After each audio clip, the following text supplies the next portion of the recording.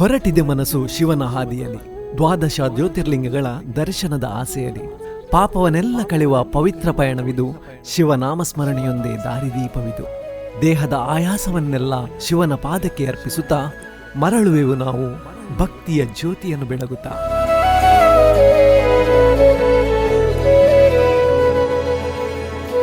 ಕರಾವಳಿಯ ಕಡಲ ಕಿನಾರೆಯಿಂದ ಯುವಕರ ಜಬರ್ದಸ್ತ್ ತಂಡ ಹೊರಟಿರುವುದು ಕೈಲಾಸಾಧಿಪತಿ ಮಹಾದೇವನ ದ್ವಾದಶ ಜ್ಯೋತಿರ್ಲಿಂಗಗಳ ದರ್ಶನಕ್ಕೆ. ಪ್ರತಿ ಹೆಜ್ಜೆಯಲ್ಲೂ ಶಿವನ ನಾಮಸ್ಮರಣೆ, ಪ್ರತಿ ಊರಲ್ಲೂ ಹೊಸ ಹೊಸ ಅನುಭವ. ಇದು ಕೇವಲ ಯಾತ್ರೆ ಮಾತ್ರವಲ್ಲ, ಜೊತೆಗೆ ಇಂದಿನ ಯುವ ಪೀಳಿಗೆಯಲ್ಲಿ ಸನಾತನ ಧರ್ಮದ ಶ್ರೇಷ್ಠತೆ, ನಮ್ಮ ಪೂರ್ವಜರು ನೀಡಿದ ಸಂಸ್ಕಾರ ಮತ್ತು ಧರ್ಮದ ನೈಜ ದಿನನಿತ್ಯದ ಮಹತ್ವವನ್ನು ಮೂಡಿಸುವುದು ಹಾಗೂ ಯುವ ಜನತೆ ಕೆಟ್ಟ ಹವ್ಯಾಸಗಳಿಗೆ ಬಲಿಯಾಗದೆ ಆಧ್ಯಾತ್ಮಿಕತೆಯ ಮೂಲಕ ಮಾನಸಿಕ ಶಾಂತಿಯನ್ನು ಕಂಡುಕೊಳ್ಳುವಂತೆ ಪ್ರೇರೇಪಿಸುವುದು ಈ ಯಾತ್ರೆಯ ಮುಖ್ಯ ಉದ್ದೇಶವಾಗಿದೆ.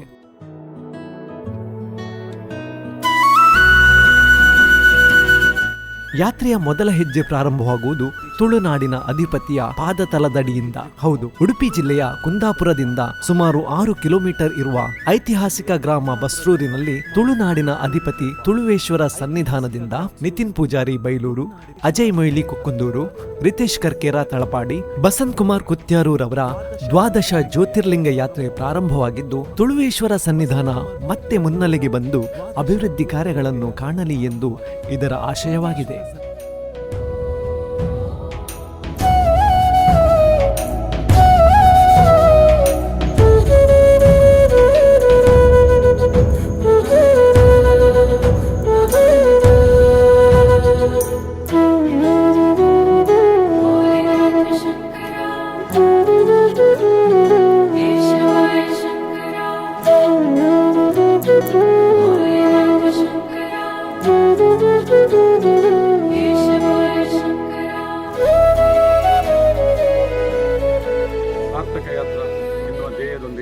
ನಮ್ಮ 4 ಯುವಕರು ಬಸಂತ್, ರಿತೇಶ್, ಅಜಯ್, ನಿತಿನ್ ಅವರ ಒಂದು ಒಳ್ಳೆಯ ಉದ್ದೇಶದಿಂದ ನಮ್ಮ ತುಳುವೇಶ್ವರ ದೇವಸ್ಥಾನದಿಂದ ಹೊರಟು ದ್ವಾದಶ ಜ್ಯೋತಿರ್ಲಿಂಗದ ಕೇದಾರ್ನಾಥದವರೆಗೆ ನೆಕ್ಸ್ಟ್ ರಾಮೇಶ್ವರಕ್ಕೆ ಹೋಗ್ಲಿಕ್ಕಿದ್ದಾರೆ.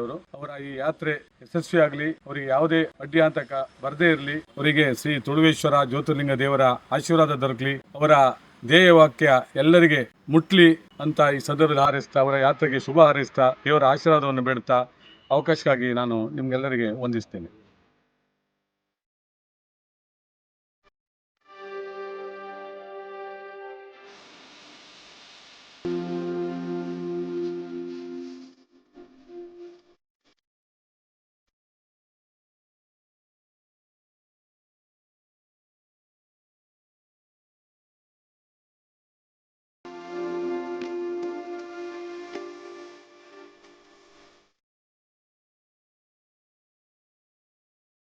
ಸುಮಾರು 1200ರಿಂದ 1500 ವರ್ಷಗಳ ಇತಿಹಾಸ ಇರುವಂಥ ಈ ಒಂದು ತುಳುನಾಡಿನ ತುಳುವೇಶ್ವರ ದೇವಸ್ಥಾನದಲ್ಲಿ ಇವತ್ತು ಮಂಗಳೂರಿನಿಂದ ಒಂದು 5 ಜನ 12 ಜ್ಯೋತಿರ್ಲಿಂಗ ನೋಡುವಂಥ ಯಾತ್ರೆ ಮತ್ತು 12 ಜ್ಯೋತಿರ್ಲಿಂಗ ನೋಡುವಂಥ ಯಾತ್ರೆ ಜೊತೆಗೆ ದೇಶದ ಸ್ವಚ್ಛತೆ, ಧಾರ್ಮಿಕ ಸ್ಥಳಗಳ ಸ್ವಚ್ಛತೆ, ಪ್ಲಾಸ್ಟಿಕ್ ಮುಕ್ತ ಭಾರತ, ಹೀಗೆ ಸ್ವಚ್ಛ ಭಾರತ, ಈ ಥರ ಹಲವಾರು ಯೋಜನೆಗಳನ್ನು ಹೊತ್ಕೊಂಡು ಯುವ ಸಮುದಾಯ ಹೊರಟಿದೆ. ಈ ಎಲ್ಲ ಸಮುದಾಯಕ್ಕೆ ಯಾತ್ರೆ ಯಶಸ್ವಿಯಾಗಲಿ.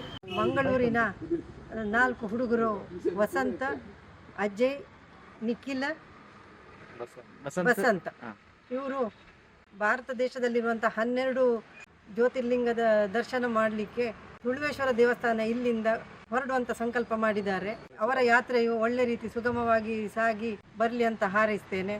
ಹಾಗೆ ಅವರು ಏನು ಉದ್ದೇಶ ಇಟ್ಟುಕೊಂಡು ಕೆಲಸ ಹೊರಟಿದ್ದಾರೋ ಅದಕ್ಕೆ ದೇವರ ಸಹಾಯ, ಅನುಗ್ರಹ ಇರಲಿ ಅಂತ ದೇವರಲ್ಲಿ ಕೇಳ್ಕೊಳ್ತಾ ಇದ್ದೇನೆ.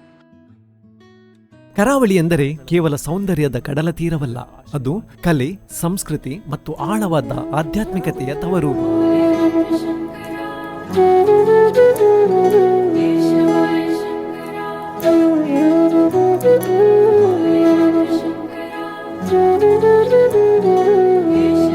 ದೈವಾರಾಧನೆ, ದೇವರು ಹಾಗೂ ಭಕ್ತರ ನಡುವಿನ ಭಕ್ತಿಯ ಸಿಂಚನ, ಹಬ್ಬ ಸಮಾರಂಭಗಳ ಆಚರಣೆಯ ಪದ್ಧತಿಯೇ ಇಲ್ಲಿ ವಿಶೇಷ.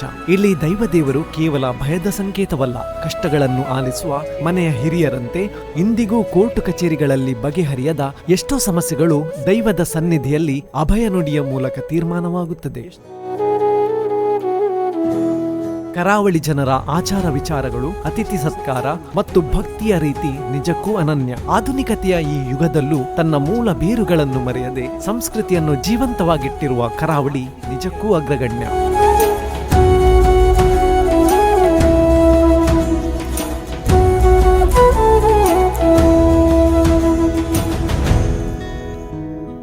ಇಂತಹ ಐತಿಹಾಸಿಕ ಇತಿಹಾಸವುಳ್ಳ ಕರಾವಳಿಯ ಪುಣ್ಯ ಮಣ್ಣಿನಿಂದ 4 ಯುವಕರ ತಂಡ ಹಲವಾರು ಆಶ್ರಯಗಳ ಬುತ್ತಿಯನ್ನು ಕಟ್ಟಿಕೊಂಡು ಪವಿತ್ರ ದ್ವಾದಶ ಜ್ಯೋತಿರ್ಲಿಂಗಗಳ ದರ್ಶನಕ್ಕೆ ಹೊರಟಿದ್ದು, ತುಳುನಾಡಿನ ಅಧಿಪತಿ ತುಳುವೇಶ್ವರನ ಸನ್ನಿಧಾನ ಈ ಪವಿತ್ರ ಯಾತ್ರೆಗೆ ಮುನ್ನುಡಿ ಬರೆದಿದೆ.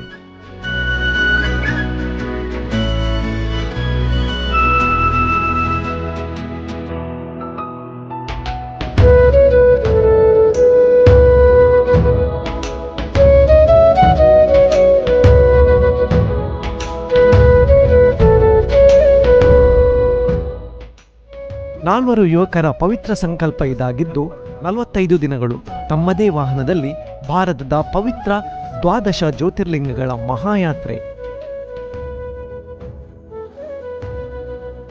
ಇದು ಕೇವಲ ದರ್ಶನದ ಯಾತ್ರೆಯಲ್ಲ, ತುಳುನಾಡಿನ ಸನಾತನ ಪರಂಪರೆ, ಶಿವಭಕ್ತಿಯ ಸಂದೇಶವನ್ನು ದೇಶದಾದ್ಯಂತ ಹರಡುವ ಅಭಿಯಾನ. ಯುವ ಪೀಳಿಗೆಗೆ ಆಧ್ಯಾತ್ಮಿಕತೆಯ ಬೆಳಕು ದಾರಿಯಲ್ಲಿ ಪ್ರತಿ ರಾಜ್ಯ, ಪ್ರತಿ ಕ್ಷೇತ್ರ, ಪ್ರತಿ ನದಿಯ ಕಥೆಯನ್ನು ನಿಮಗಾಗಿ ತರುತ್ತೇವೆ. ಜೊತೆಗೆ ಒಂದು ವಚನ: ಪವಿತ್ರ ಸ್ಥಳಗಳನ್ನು ಸ್ವಚ್ಛವಾಗಿಡುವ ಝೀರೋ ವೇಸ್ಟ್ ಅಭಿಯಾನ.